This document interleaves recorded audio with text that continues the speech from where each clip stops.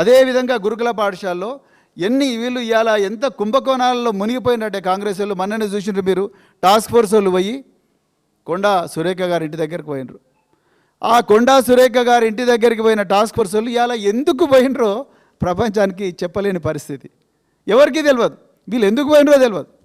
పోతే మరి మా ఎక్కడికైనా పోవచ్చు, మరి మేము కూడా చెప్తే మా ఇంట్లోకి వస్తారా? లేకపోతే మేము పలానా వాళ్ళ దగ్గర పోమంటే పోతారా టాస్క్ ఫోర్స్ వాళ్ళు? పోరు. మరి కొండా సురేఖ దగ్గర ఇంటికి పోయినప్పుడు కేసు ఎందుకు రిజిస్టర్ చేయలేదు? కొండా సుష్మిత బాజాబ్తో చెప్పింది. ఏమని చెప్పింది? ఇవాళ రోహిన్ రెడ్డికి గన్ను రేవంత్ రెడ్డి ఇచ్చిండు, ఆయన గెస్ట్ హౌస్లో సుమంత్ను బెదిరించిండో, దక్కన్ సిమెంట్ను బెదిరించిండో, మొత్తం మీద గన్ను కామన్ పాయింట్. గన్ను పట్టుకోవడం లైసెన్స్ లేకుండా ఇండియన్ ఆర్మ్స్ యాక్ట్ ప్రకారం నేరం. మరి ఇండియన్ ఆర్మ్స్ యాక్ట్ ప్రకారం మీరు కేసు రిజిస్టర్ చేసిండ్రా? సువోమోటో కేసు రిజిస్టర్ చేసిండ్రా? చేయలే. అదేవిధంగా మేడారం టెండర్లో కొట్లాడుకున్నారు. ఇంకా చిల్లర ఎంత చిల్లరంటే లిక్కర్ బాటిళ్ళ మీద, లేబుల్ల హోలోగ్రామ్ల మీద కూడా 100 కోట్ల కుంభకోణం చేస్తున్నారు. అంటే డబ్బుల గురించి ఇంత కక్కుర్తి పడుతూ మీరు ఇట్లా రోజు కొట్టుకుంటున్నందుకే ఇవాళ గురుకుల పాఠశాల పిల్లలు చచ్చిపోతున్నారు. అది పాడి కౌశిక్ రెడ్డి గారి బాధ, అందరి బాధ, మొత్తం తెలంగాణ బాధ ఇదంతా కూడా.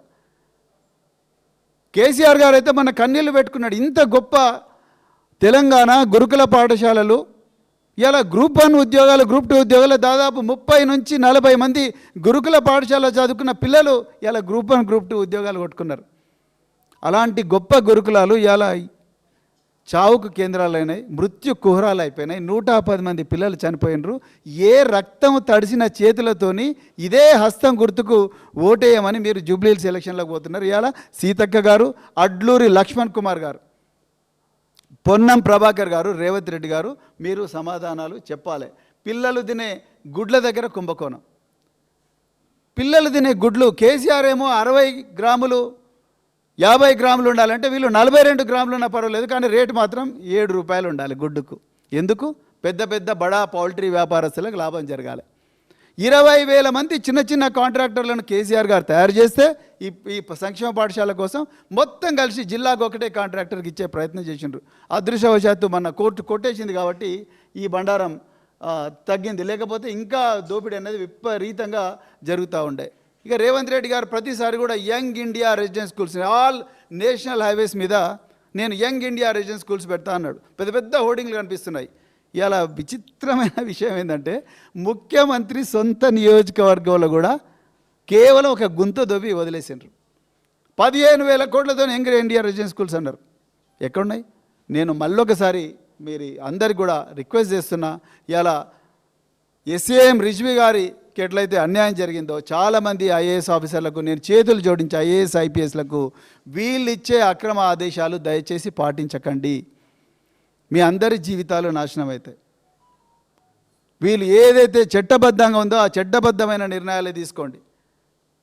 ఈ పార్టీ ఇలా అధికారం ఉంటుంది, రేపు పోతుంది, కానీ రాజ్యాంగం, ఫైల్స్, చట్టం అదంతా కూడా పదిలంగా ఉంటుంది. ఎప్పుడైనా కూడా ఇబ్బందులు అవుతాయి.